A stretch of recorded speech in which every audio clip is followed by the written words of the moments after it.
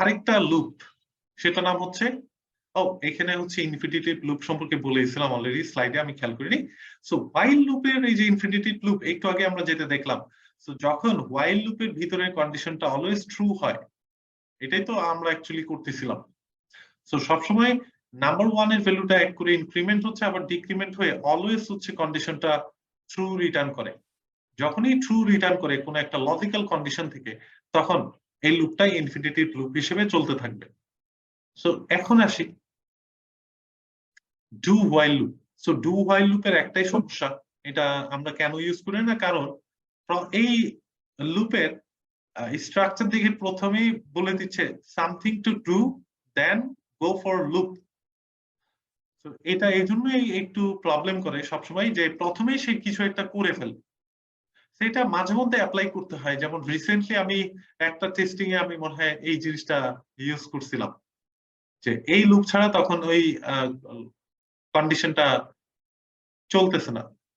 তার মানে এটা কখন সিচুয়েশনটা এরকম হতে পারে, ধরলাম আমার কোনো প্রি ডিফাইন্ড কিছু আছে, লাইক একটা রিয়েল টাইম সিনারিও কিরকম হতে পারে, যদি আমি কোথাও কোনো ওয়েবসাইটে যাই, সেখানে লগ ইন করা ছাড়া আমি কোনো অপারেশন পারফর্ম করতে পারতেছি না।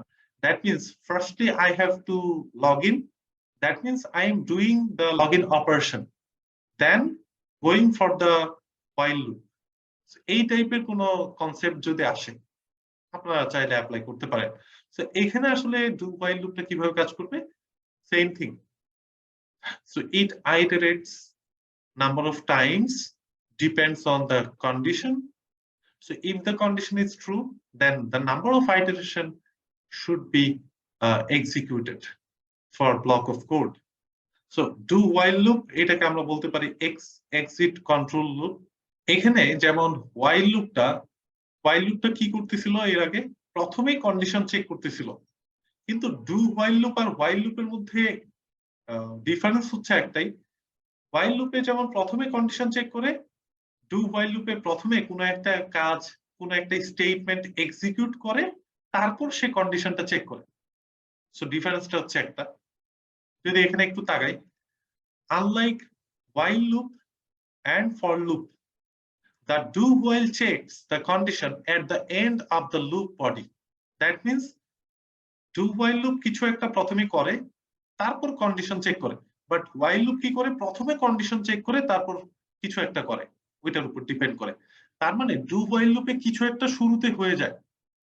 সো এটা সব ক্ষেত্রে অ্যাপ্লাই করা যায় না, কিছু কিছু ক্ষেত্রে যেগুলো হচ্ছে ডিপেন্ডেন্সি থাকে, যে কিছু একটা করতে হলে প্রথমে কিছু কমপ্লিট করতে হবে কোন একটা প্রসেস, ওই প্রসেসটা কমপ্লিট হলেই সেই কন্ডিশনে ঢুকে সেই কাজগুলো, বাকি কাজগুলো করবে। সো এটার সিনট্যাক্সটা কেমন হয়, do then a block, curly brace starting to ending, then while, after that a condition to be checked. So একটা এক্সাম্পল যদি বলি, I equal 0 ইন্টিজার টাইপের একটা ভ্যারিয়েবল ডিক্লেয়ার এন্ড ইনিশিয়ালাইজ করা হলো। সেখানে প্রথমে বলছে do print, so say print করতেছে কি, i এর ভ্যালুটা প্রিন্ট করতেছে, i এর ভ্যালু ইনিশিয়ালি 0, তাহলে 0 প্রিন্ট করবে। এরপরে বললো i plus plus, that means i এর ভ্যালু 1 করে বাড়াইছে, i এর ভ্যালু কত হলো, 1 হলো। এরপর কন্ডিশনটা চেক করতেছে, তারপরে এই দুইটা কাজ সে করে ফেলতেছে, করে তারপর কন্ডিশন চেক করতেছে। এখানে বললো কি, এখন i less than 5, that means i is increased by 1, that means the value of i is 1, so 1 is less than 5, yes it is true. If it is true, then go for this one again repeatedly, এই কাজটা হবে যতক্ষণ পর্যন্ত কন্ডিশনটা true থাকবে। যদি false হয়, তাহলে আর পরিবর্তিতে এই এক্সিকিউশনটা করবে না। এখন যদি একটা আমরা এক্সাম্পল দেখি, like this one, okay, so এটাকে আমি কমেন্ট করি, হ্যাঁ, ওকে, এটার জায়গায় থাক। তাহলে আমরা আরেকটা ক্লাস তৈরি করি, under test I can create another class. So this one is for do while loop.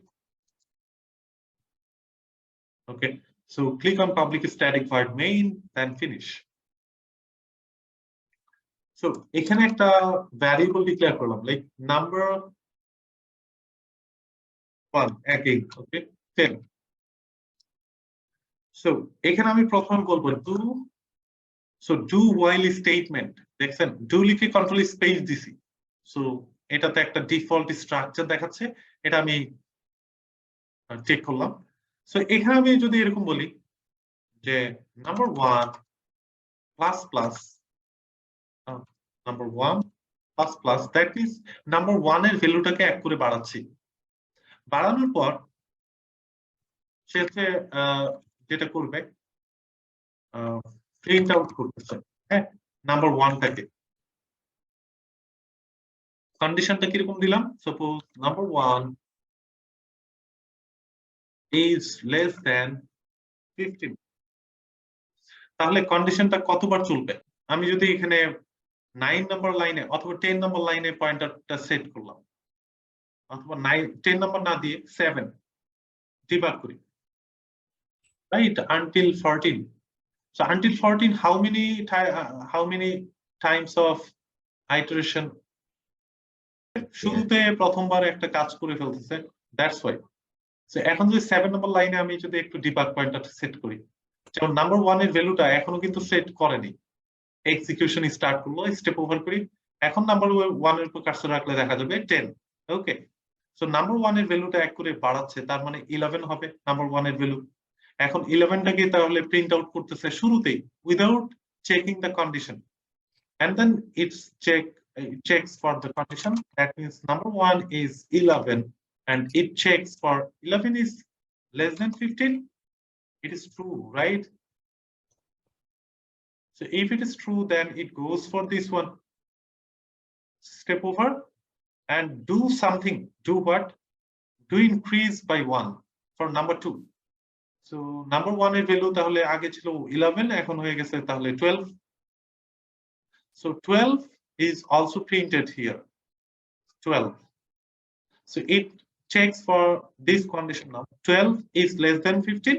Yes, it is true. That means it goes for another time. Do this, do the increment by 1 and do print. And again checks for 13 is less than 15. Yes, it is true. That means it should be printed. And then number 1 এর value এখন কত, 14. So 14 is less than 15. That means it is true. That means it should print. Now number 1 is 16. Sorry, 15. So 15 is less than 15. It is false. So when it is false, then it should break here. যেহেতু আর কোনো statement নাই, তাহলে ডুতে আসলো, এখানে চলে আসলো। That means 5 Times সেটা print out হলো। এখন যদি এটা একটা ইনফিনিটিভ লুপে আমি ফেলি ইচ্ছে করে, লাইক এখানে একবার বললাম do the increment, then do decrement, number minus minus, number 1 actually run করি, ইনফিনিট টাইমস চলার কথা, রাইট? এখন দেখেন চলতে 10 প্রিন্টের উপরেই আছে, এখনো টার্মিনেট হয়নি। So when this condition is always true, then it executes for number of infinite. এখানে যদি আমি এরকমও বলতাম only true, আগেরটার মতো, it's also okay. So এটাও একটা number of infinite times 10 print হবে।